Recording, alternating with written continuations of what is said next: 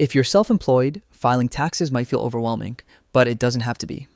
In this video, I'll show you step by step how to easily file your taxes as a self-employed business owner using TurboTax in 2025.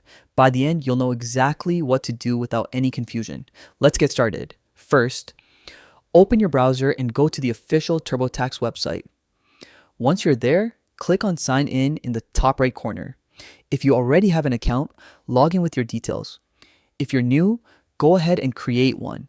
It only takes a few minutes, and this will securely store your information for future use. Once you're signed in, you'll land on the TurboTax home screen. From here, click on the Federal section. This is where all your main tax filing activities take place. Now, head over to the Wages and Income section.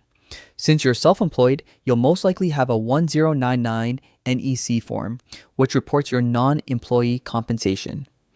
TurboTax makes this process really simple. Find the 1099 NEC option and enter your income details exactly as they appear on the form.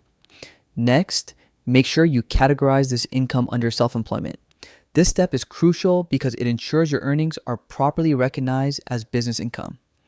After you have entered everything, TurboTax will guide you through the next steps, like checking if you qualify for deductions, calculating self-employment tax, and helping you maximize your return.